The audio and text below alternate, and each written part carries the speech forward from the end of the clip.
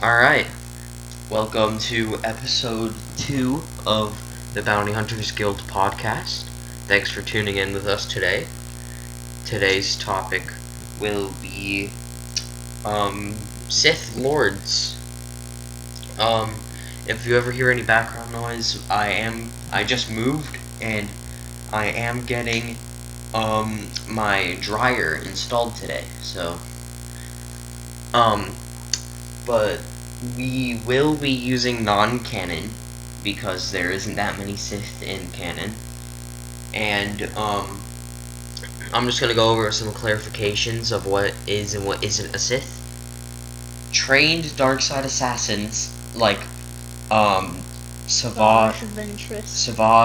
Yeah, like Ventress. We won't be counting her. Yeah, Ventress, like Ventress, Savage, and Grievous all fall into that category, so they aren't Sith. Kylo Ren isn't a Sith because he never really was, because Snoke was. Okay, it's hard to explain, but he isn't a Sith. Do you want to explain it, grilling guy? We never really got to know much about Snoke as a character. But, I mean, he basically was Force sensitive.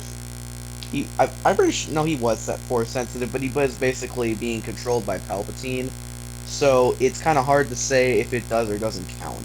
Yeah, and Kylo Ren was not even necessarily trained by Snoke. I would say he was more trained by Luke. He never really had dark side training, to be honest. He kind of just taught himself, so that's why Kylo Ren isn't going to be necessarily considered a Sith. So we are including legends in non-canon, like Darth Nihilus and Darth Revan and people like that.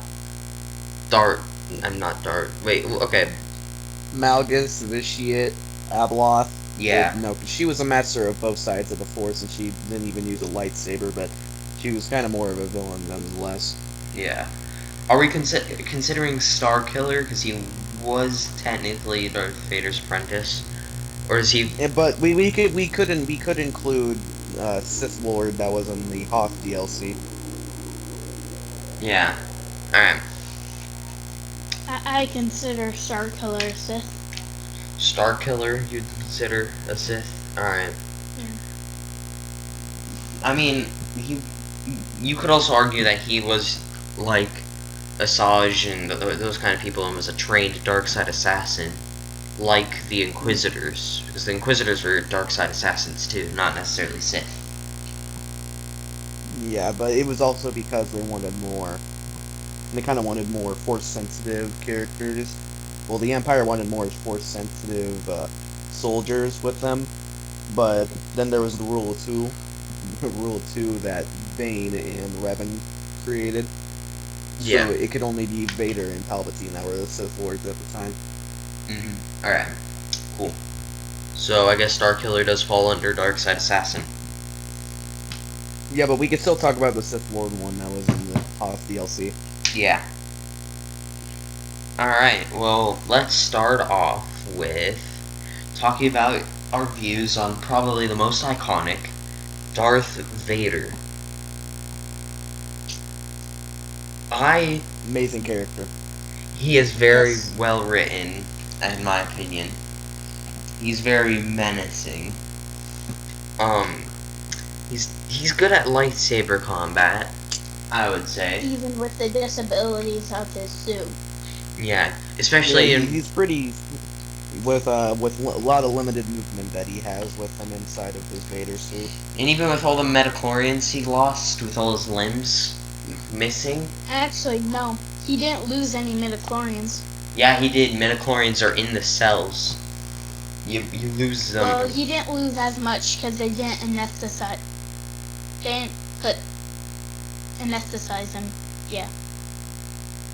He still lost quite a few, and he can still raise people all the way to the roof like it's nothing, as seen in the Rogue One scene. I believe midichlorians just kind of give you a better connection with the Force, and then how strong you are.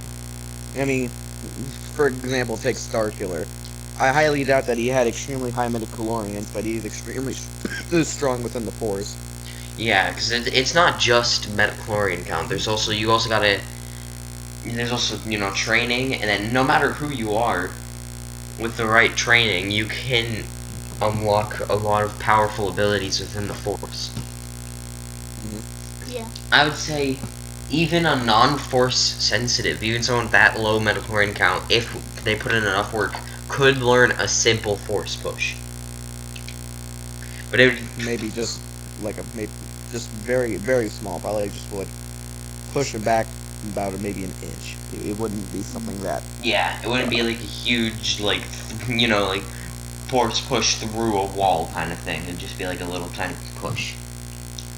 But it would take a while too, though, to learn something like that if you weren't Force sensitive. But, yeah, so Darth Vader is extremely strong in the Force.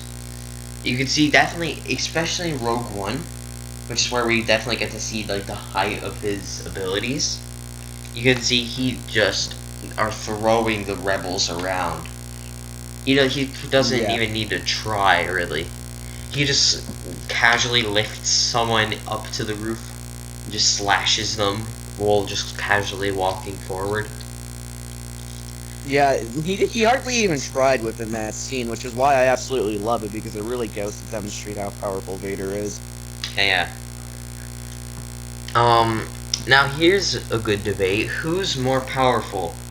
Darth Vader or his light side counterpart, Anakin Skywalker? I would say within the Force, but if Vader is determined to kill Anakin, then Vader would probably win that fight. Yeah. I would say Vader might win. I would say Anakin is stronger, but Vader would win because Vader isn't as reckless and stupid as Anakin. Anakin was naive and reckless and really overconfident, and then losing on Mustafar really put him in his place, I feel like. And really made him realize how much skill you needed. You can't just be, trying to throw your lightsaber at people. And Okay, so you go first. Alright. And you can see, like, people are like, in the original trilogy, like, oh, the fight scenes are so slow and stuff. Darth Vader is way worse than Anakin. But really, it isn't that they're necessarily slower. It's just that the strikes are more calculated. The prequels were more overwhelmed with strikes to win, and the original trilogy was more do nothing but smart strikes. And it was based off of like samurai movies where you could see them, they just stand off for a while and then try to go for like a smart strike, and then stand off for a while and go for smart strike.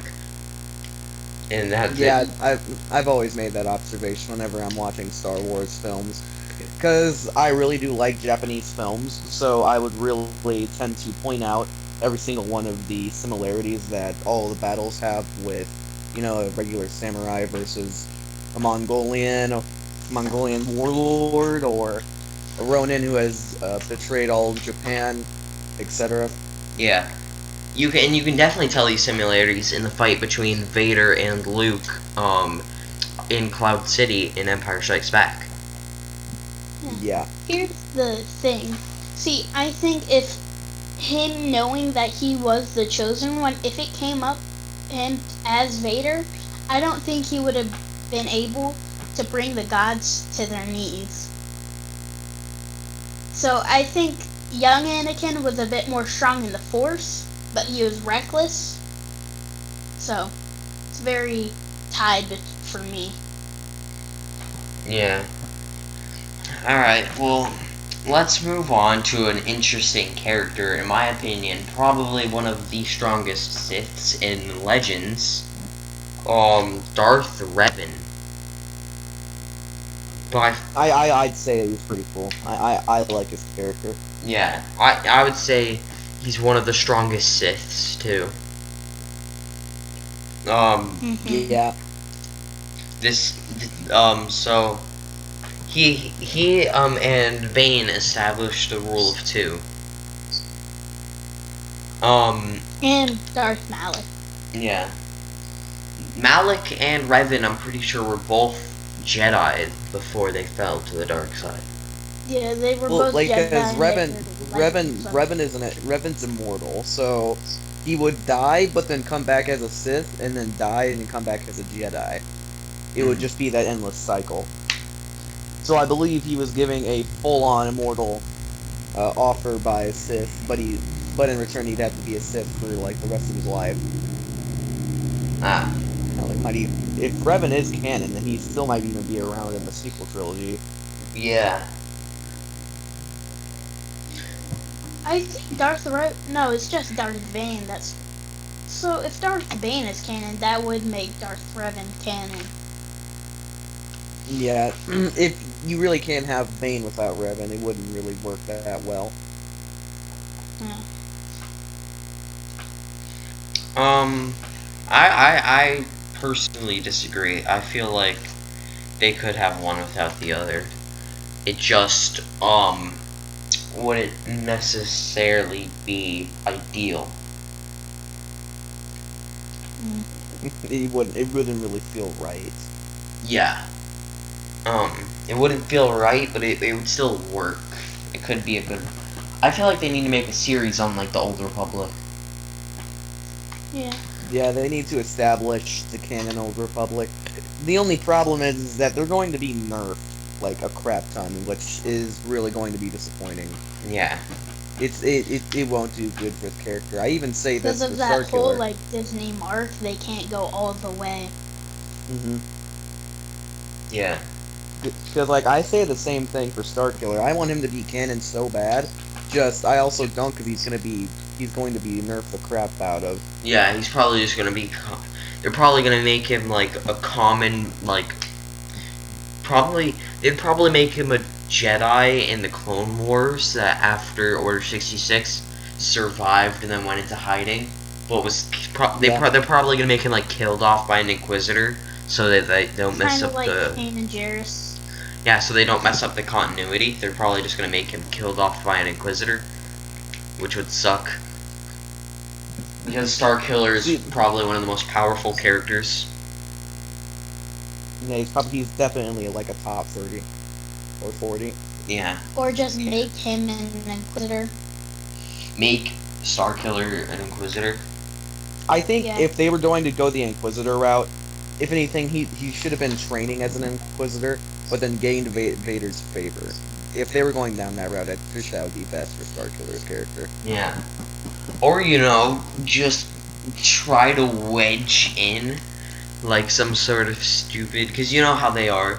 They don't like putting new characters into an existing canon. They like trying to fit in those characters into, like, past characters, if that makes sense. So I feel like the route Disney would be most likely to go would to be, like, try to fit in some stupid backstory to make Starkiller, like, the head Inquisitor. If that makes sense. Wouldn't that be the Grand Inquisitor? Grand Inquisitor, yeah, that's what I meant to say. Try to fit in, like, even though, you know, they don't look similar, they don't act similar, they would definitely try to go that route, I feel. Even though that's probably the worst route they could go in. It's just how I feel Disney would. If anything, he should probably just be an Order 66 survivor. But then, like, let's say this is a video game and the tutorial is him just mowing through a ton of separatists and really showing you that raw power that he has. You know, maybe even crushing just a ton of gunships and then throwing it across the planet. You know, just something like that. And so it would really get you a good look of his raw power. So then, whenever you're pretty close to ending the tutorial, you get your first boss fight, which would be Anakin on Coruscant. But then he loses his memory, getting force pushed out of the temple, and then being recovered back to health. But then the entire game is him trying to regain his memory.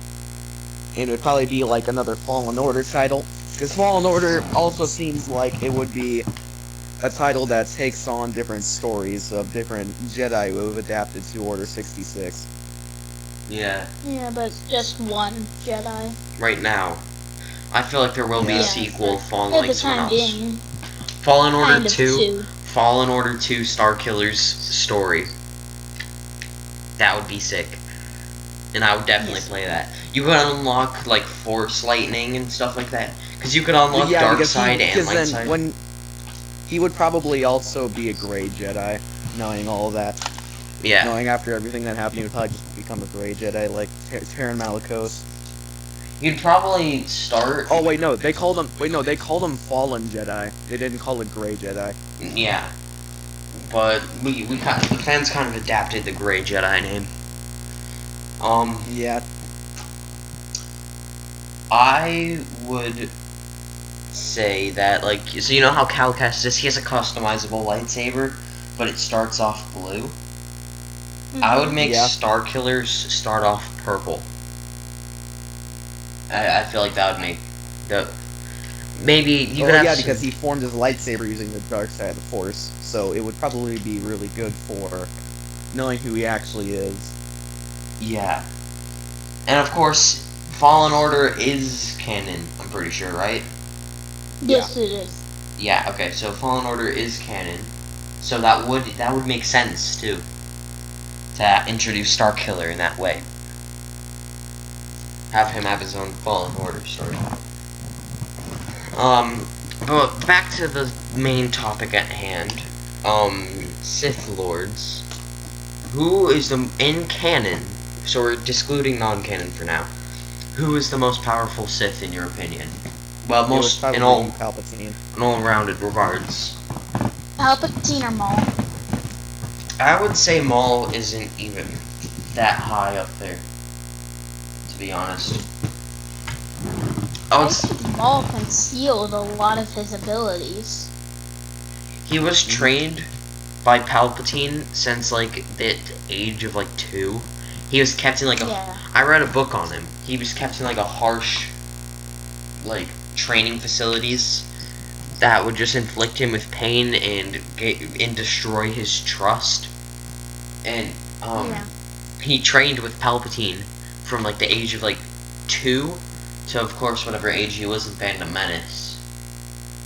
But actually, when he was about like 15, or no, I can't remember what time or what age necessarily, but after he's trained with Palpatine for years and years, he was actually enrolled in a combat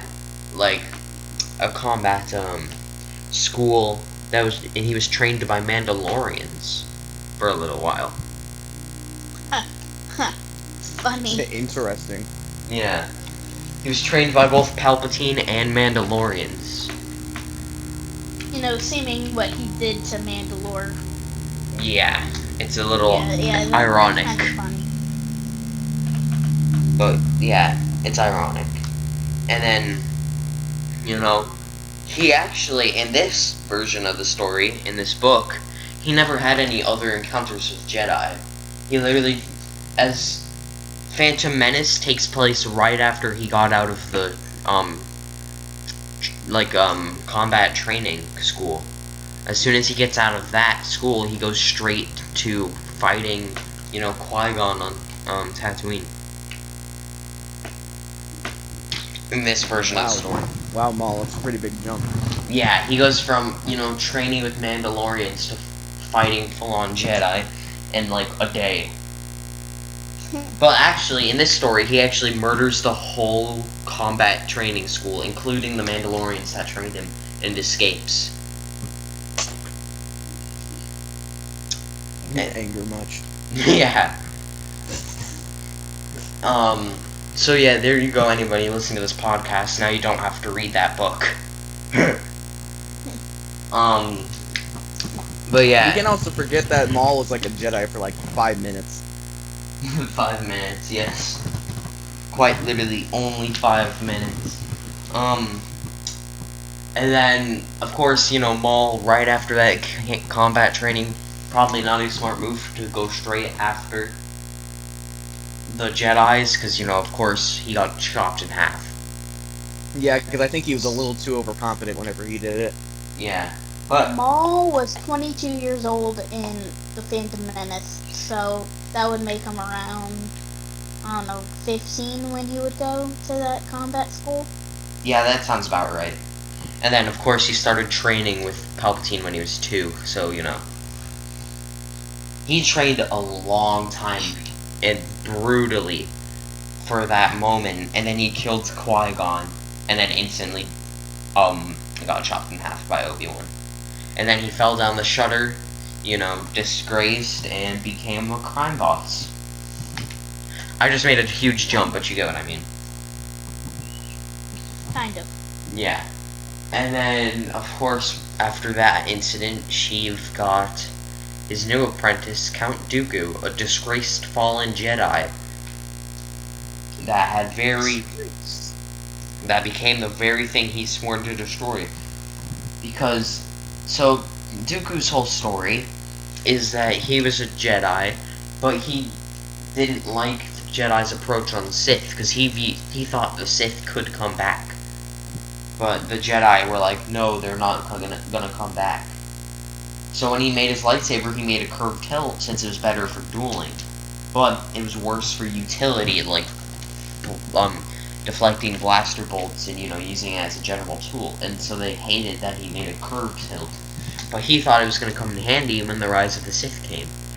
And then he became a Sith. Yeah, the reason he truly became a Sith, he was good friends with Sifo Dyas. And so he had his family that he figured out about, and how his dad hated him, and his sister found out about him as well. And, you know, him and his sister would send messages secretly without the Jedi knowing. And then his sister got captured, and he asked the Jedi permission to go save her, and they said no. So he was enraged by this.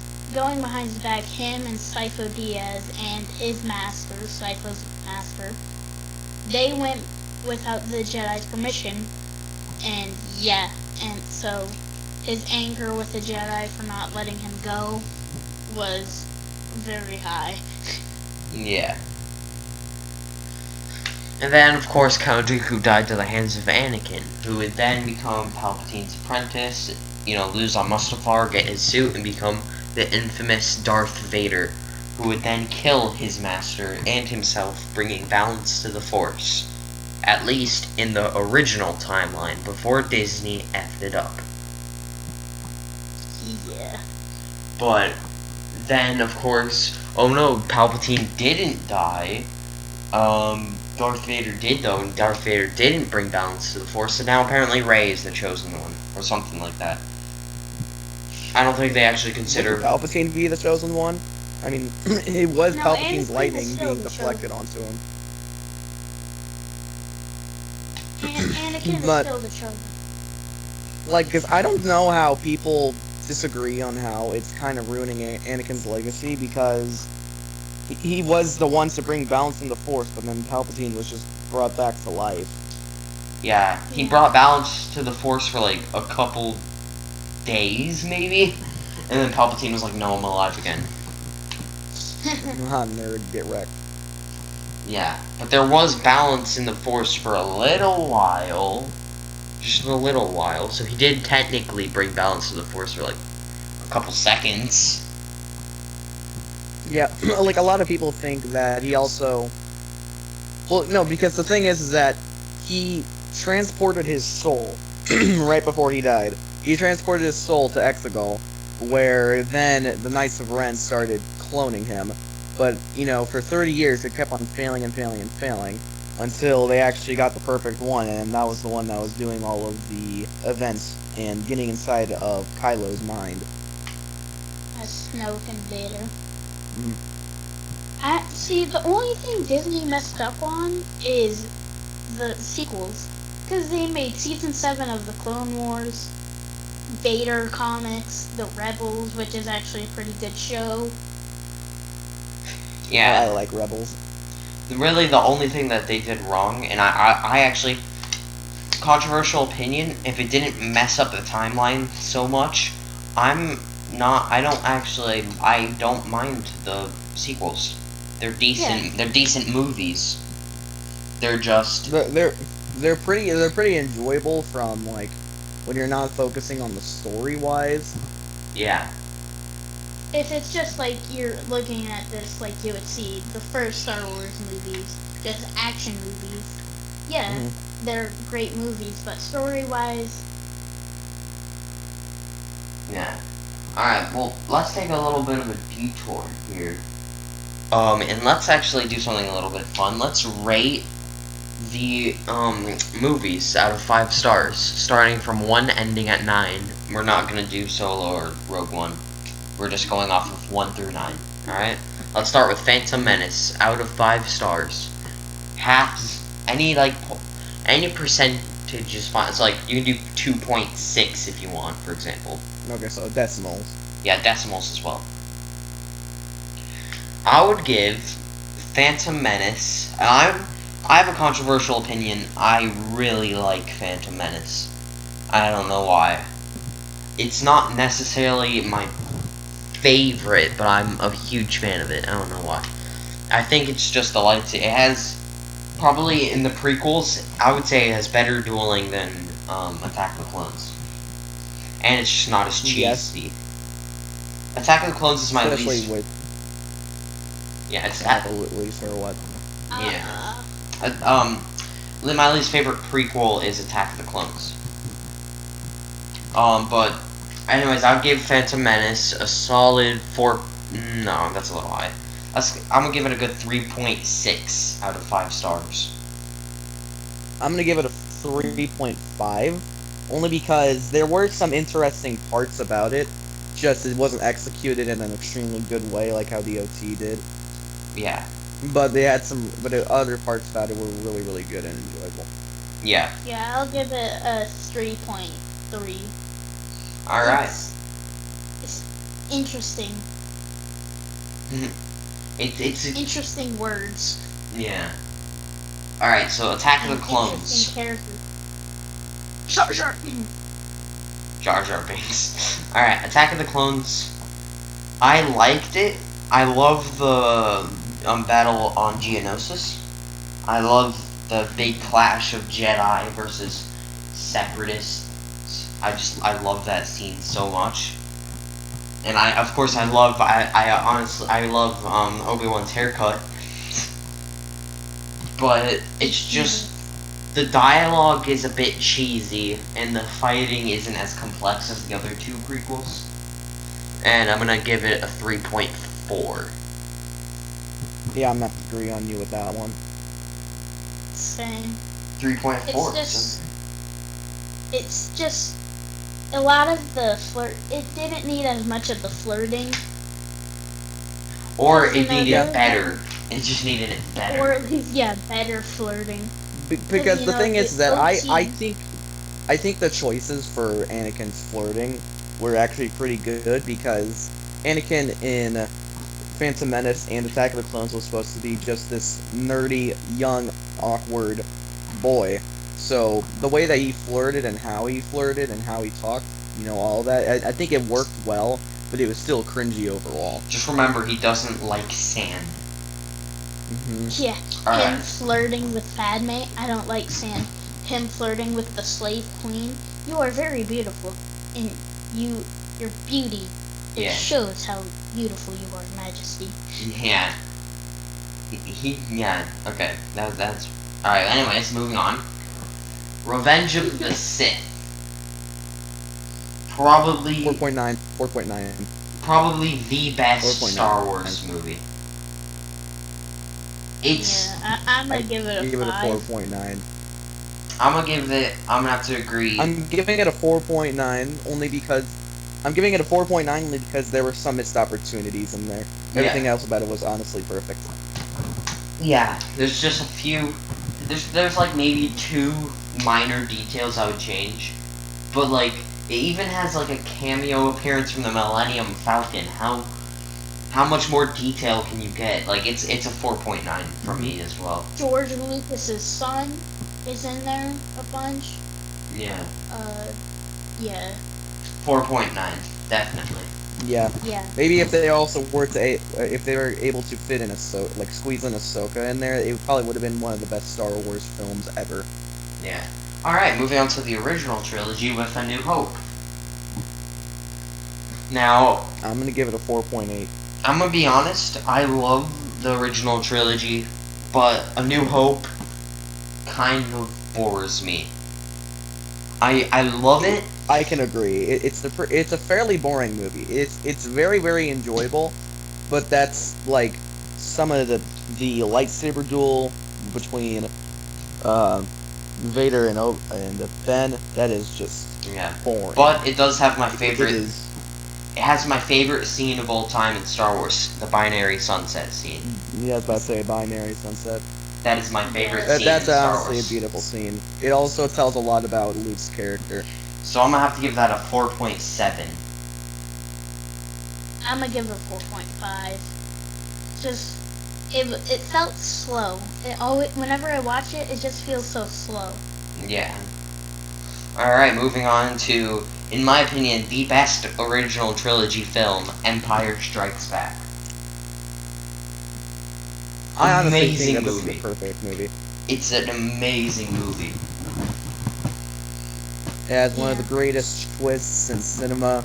It has the lightsaber duels aren't really all that better, but we actually get to see Luke duel, which was really cool. Yeah, and that duel with Vader and Luke, like I said at Cloud City, isn't a bad duel. I actually really enjoyed it. hmm I would say that's probably a perfect Star Wars film. 5 stars. Yeah, I'm giving that a 5 stars. 4.9. Alright, and now moving on to closing off the original trilogy, Return of the Jedi. 4.8. I'm giving that a 4.8. Five. I would say 4.8 is That's fair. my favorite OC. See, it's a perfect conclusion to a great trilogy. I honestly love that ending. Yeah. It also goes to show you that there was always light in Vader, and that not Anakin. Luke was the only one that could actually fully bring him back to the light side. And if you It ask also me, shows how they how they adapted to learning that information too, with Luke realizing that he knows he can bring his father back to the light side, and it actually worked. yeah, and if you ask me, that's a perfect conclusion to the story. I wish Disney wasn't so money hungry, because that is the perfect conclusion to Star Wars. Because in my eyes, Star Wars is Anakin's story, and that's a perfect, and that's not even a perfect, that is the ending to Anakin's story. And that's all that, Yeah. that's all that Star Wars is. It was Anakin's story. When you get down to it. It was always about Anakin Yeah. and how he was supposed to bring balance to the Force. Although I am pretty excited for this new trilogy that's coming out fairly soon. Yeah. Anyways, now moving on to the sequel trilogy. Starting with The Force Awakens, which in my... Too similar to A New Hope, but it was still really enjoyable, and it was something new in 15 years. Not 15, 10 years, so I'm gonna have to give that probably a 4.1. Okay, it's not a perfect movie, but it's the perfect way to reboot the franchise, in my opinion. It was... Yeah. Especially with the new... Especially introducing the crossguard lightsaber to canon. I'm gonna have to give it a 4.2. I'm giving a 4.3 only because it added humor, like the most humor to a Star Wars movie we've seen yet. Also, And I remember the first time I saw it, I was dying of laughter. Like, Yeah. we use the Force. That's not how the Force works. and of course it has Han Solo in it with his emotional, scenes. Yeah. His death was... I saw it coming, but even though I knew it was going to happen, it still made me cry. Yeah. And Alright. Chewbacca being so sad. Yeah, and now, moving on to, in my opinion, the worst Star Wars film. Yes. Like The Last Jedi. Fun fact about The Last Jedi: it was written and directed by Rian Johnson, which you know they all say that he is a funny guy, which he is.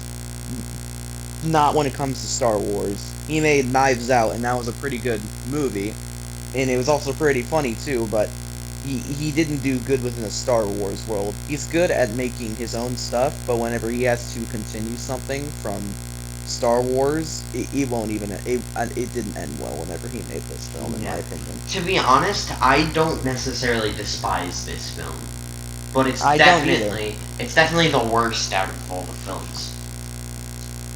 I'm gonna have to give it a 3.1. I'm gonna have to give it I'm gonna give just it a plain 3. I'm gonna give it a plain 3.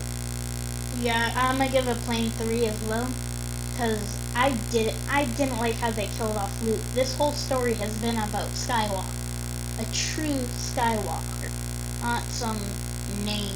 Yeah. Another thing is that I was really wanting Luke to just be extremely cool. And I really did like the approach. I loved the approach that they had for Luke. Just I wish they did it better. I wanted I can't talk. I wanted EU Luke. Yeah. EU Luke is just a literal goat, dude. If they actually had him, being all optimistic, maybe if Rey was a bit more persuasive and persuaded